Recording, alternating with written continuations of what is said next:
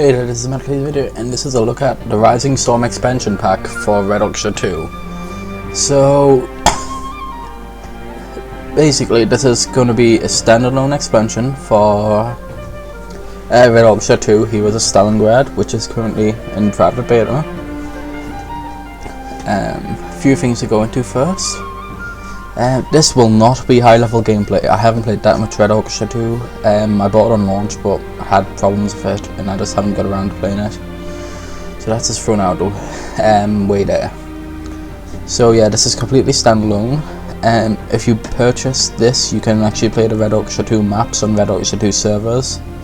You can't in this beta because obviously it's basically closed beta or private beta even. And obviously they're not connected yet, because otherwise you need Red Orchestra 2 to be able to access the beta maps, which it can't. So yeah, just throwing that out the way there.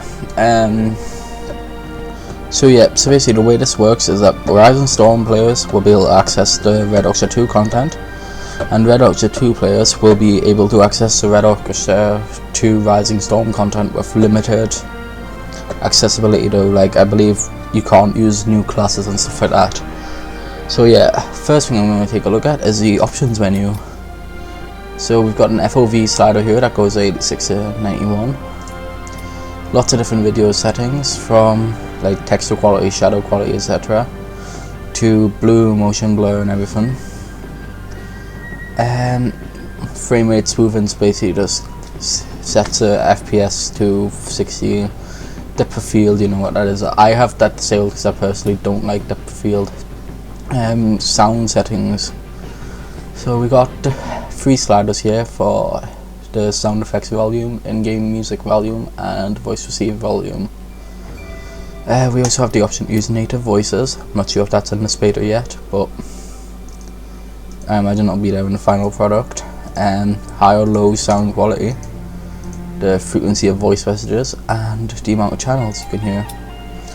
So another thing we've said is we've got fully rewindable keys here. Also options are like toggle and hold. Personally I prefer toggle, so that's why everything's set there, and I believe it's set to that by default. Input, so we have mouse invert, you know, look up, character looks down, look down, or move the mouse down, character looks up. Mouse sensitivity for general gameplay, and also additional mouse sensitivity slider for when you zoomed in. We also have a mouse moving option, which is disabled by default. So if we go into the content browser here, first thing, no, I do not want to join Punk Buster Games. So unfortunately all the servers are pretty much American based, so ping's a bit high, but it'll have to do. So I'm just gonna hop straight into a game here.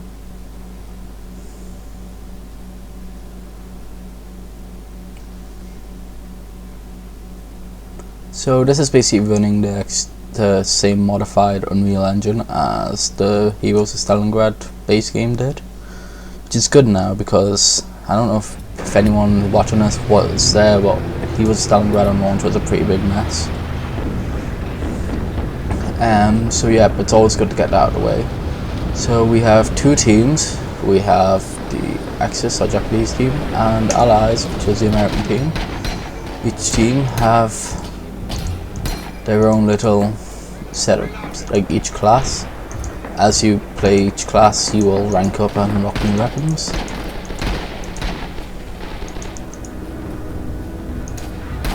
So yeah, we've got a bit of weapon customization there. I'm just going to quickly hop into some gameplay here. So as you can see, next respawn is in 9 seconds, and that should hopefully include me.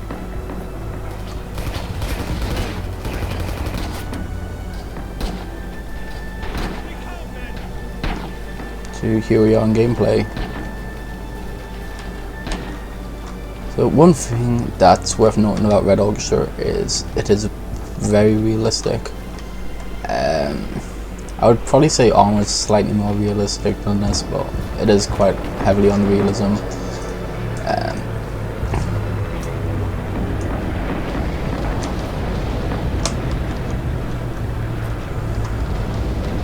I really need to get used to this key control again. But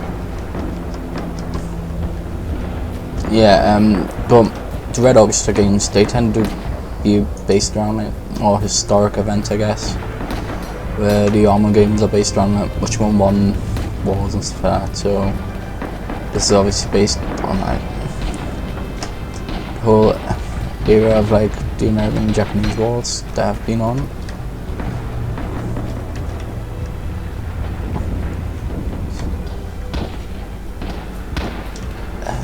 So yeah, if you want like an actual modern game, go for Armour. If you want something a bit more like based in,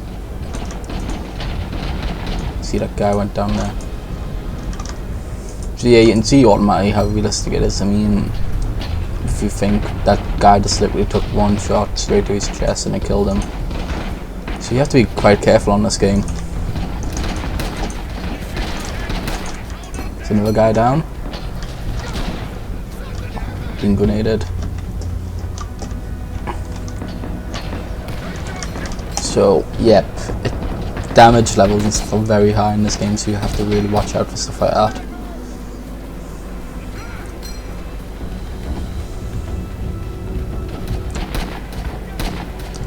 I'm really enjoying what I've played so far of the Rising Storm expansion pack, and I'm probably going to end up playing a lot more. I probably prefer this a lot more to the Heroes of Stalingrad one. I prefer the maps in this one. In fact, just while I'm in game, I'll show you a couple more things. So while I'm dead, I'll show you the fact that this game does have achievements in it. We've got the default achievements from the Heroes of Stalingrad expansion pack, well, the base game, so all them, and we've also got a few more for the expansion pack down here. We also have Steam Workshop, so this actually uses the exact same one as the base Heroes of Stalingrad game, so any mods and stuff that are in that game are working here. It's the end of the game, so I'm getting some XP and stuff like that. Yeah, I just exited the game by accident, but yeah. So here we have the end of the game, which lets us vote for which map we want to play. So I'm just going to vote for it's the most popular one, so might as well go with the vast majority, I guess.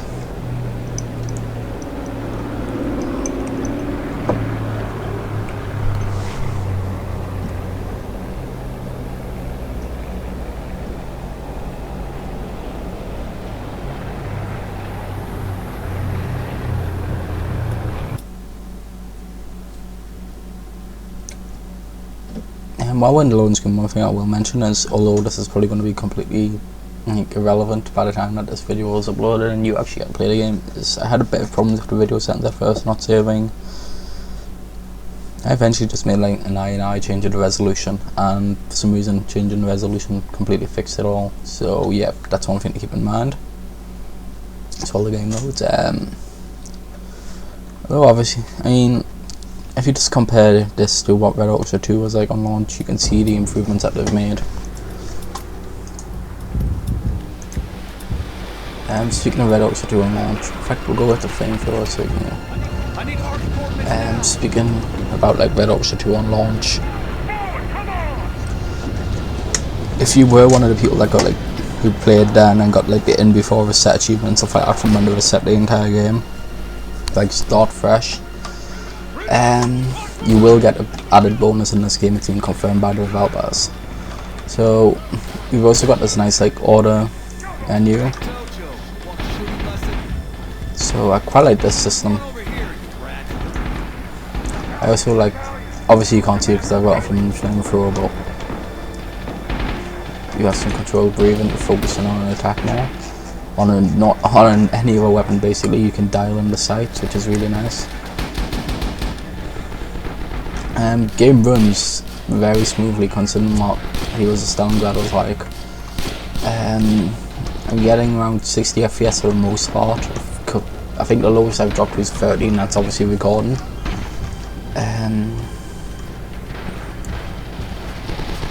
the vast majority of the part it's running like 55, 60, 63. Couple of times it's like dropped down to 40, but normally lasts like a few seconds, and 30 frames per second a couple of times, but that's pretty early. A couple of things to notice is if I just find the wall here. Yeah, you can see like my view and everything's distorted here. That's because my character is. Oh god, this may be a problem. So I'm just gonna walk in here. And I've set fire to that guy. So yeah, that's flamethrowers. You saw a sniper, rifleman, machine gunner, squad leader, and commander.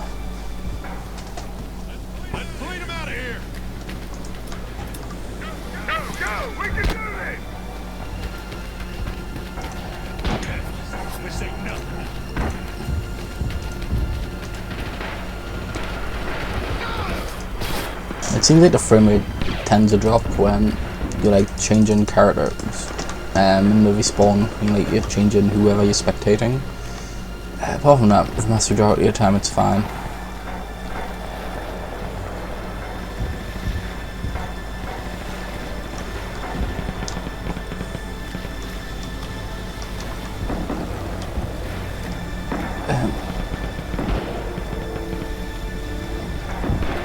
I think I realise I'm in water, so obviously I can't throw and stuff like that unless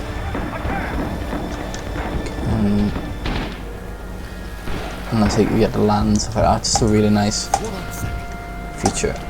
I also like how I believe you go slower in water than if you do when you're on land. So we're just going to dive with the drone here and do some crawling.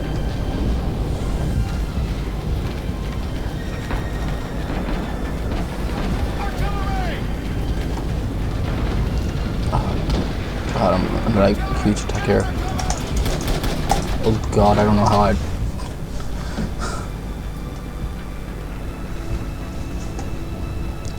Yeah, and this has been Red Orchestra 2.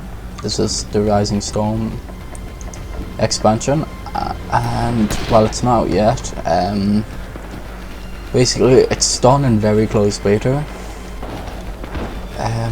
Just to say, I believe a few people on the Tripwire forums have got keys. A couple of websites have done like giveaways now and then.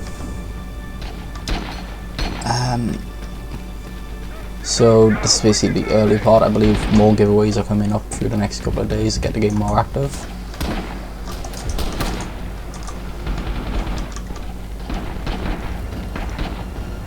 And it's basically just going to keep increasing until the final game. If you own Red Orchestra 2, he was a Stalingrad, you will get a discount on the final game, along with a special bonus, I guess, for if you got the in before set achievement unlocked.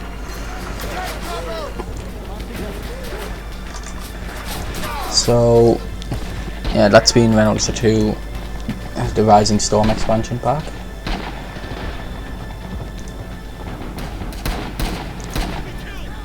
So yeah, let me know what you thought of the video, like comment on it and ways I can improve it and stuff like that, and thanks for watching.